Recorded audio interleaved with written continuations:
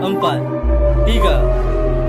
2, 1. Assalamualaikum warahmatullahi wabarakatuh.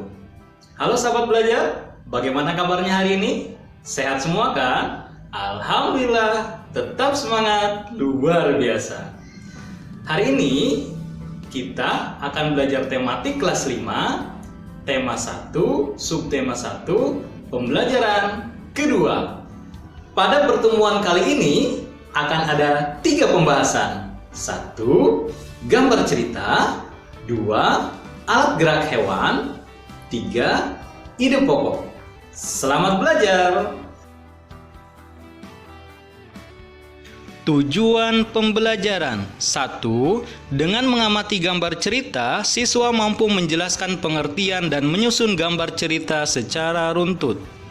2. Dengan mengamati ragam gambar ilustrasi, siswa mampu menyebutkan ragam dan langkah pembuatannya. 3. Dengan mengamati gambar, siswa dapat menyebutkan organ gerak hewan dan fungsinya secara tepat. 4. Dengan membaca teks, siswa mampu menentukan ide pokok dalam kalimat utamanya. Selamat belajar semuanya. Materi ke-1, pengertian dan contoh gambar cerita. Kalian tahu apa sih gambar cerita itu? Gambar cerita. Gambar cerita adalah gambar atau serangkaian gambar yang mengandung sebuah cerita. Perhatikan contoh gambar cerita di bawah ini. Pak Rudi mengajak Edo ke kandang kelinci miliknya. Kandangnya sangat luas, kelincinya banyak sekali.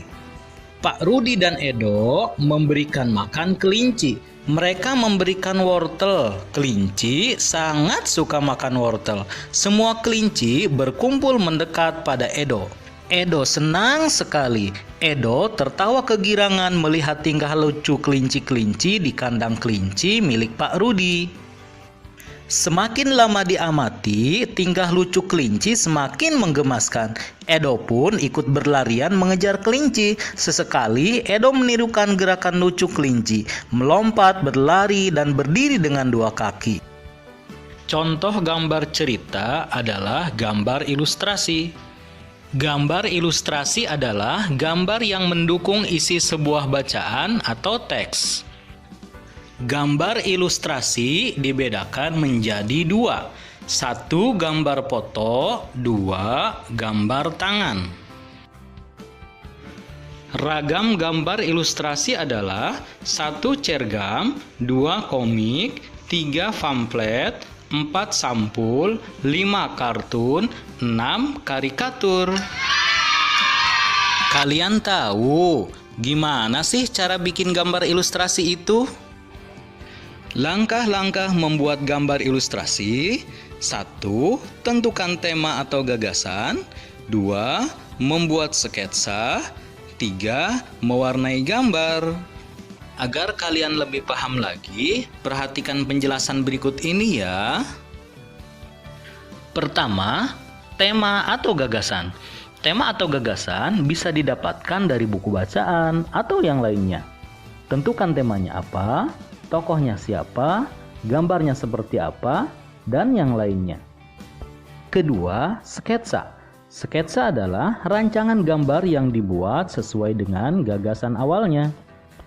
Ketiga, mewarnai gambar. Silahkan warnai gambar kalian sesuai keinginan. Bagaimana? Sudah paham kan? Coba kalian buat sebuah cerita dari gambar-gambar berikut ini. Selamat mencoba. Materi kedua, alat gerak hewan dan fungsinya. Setiap hewan memiliki alat gerak. Alat gerak hewan disesuaikan dengan aktivitas dan tempat hidupnya. Hewan dibagi ke dalam 2 kelompok utama. 1. Hewan vertebrata atau bertulang belakang seperti kelinci. 2. Hewan invertebrata atau tidak bertulang belakang seperti kupu-kupu. Sahabat belajar semua, sebelum kita lanjutkan, mari kita perhatikan video berikut ini.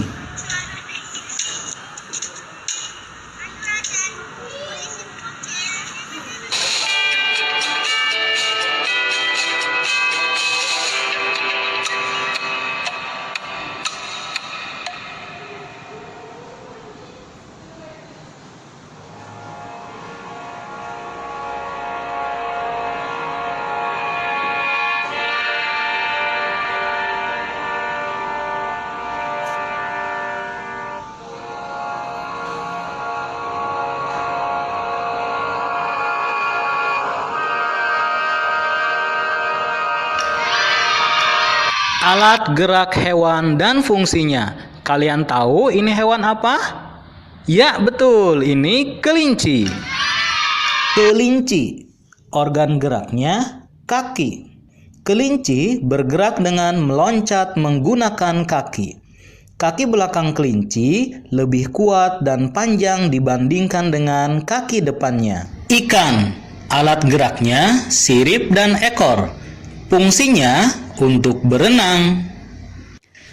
Ular, alat geraknya otot perut. Fungsinya untuk merayap atau melata. Katak, alat geraknya kaki. Fungsinya untuk berjalan, melompat, dan berenang.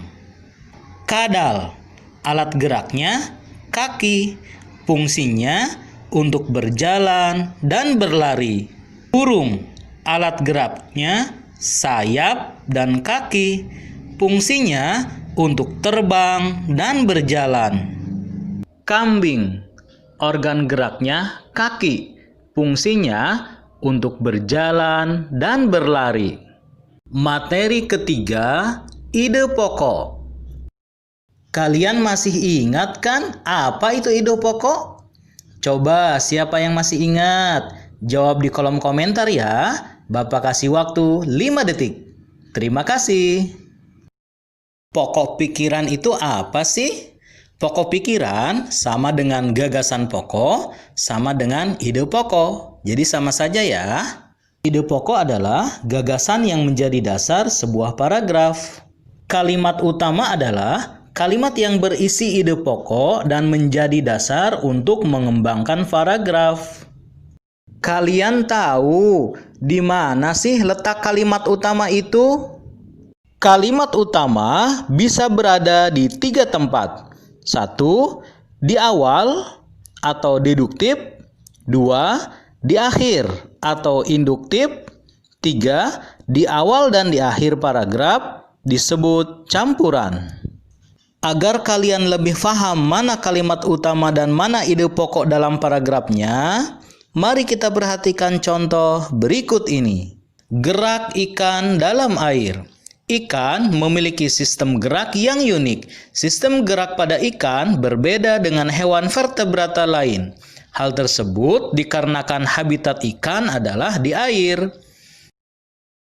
Dalam paragraf tersebut, kalimat utamanya adalah ikan memiliki sistem gerak yang unik. Sedangkan ide pokoknya berarti sistem gerak ikan unik. Ayo berlatih. Coba kalian cari kalimat utama dan ide pokok dari paragraf ini ya. Jawabannya kalian boleh ketik di kolom komentar. Terima kasih. Oke sahabat belajar semua, kesimpulan materi kita hari ini adalah motivasi kita hari ini adalah man jadda wajada. Siapa yang bersungguh-sungguh pasti akan berhasil. Terima kasih semuanya. Selamat berjumpa lagi di pembelajaran berikutnya. Wassalamualaikum warahmatullahi wabarakatuh.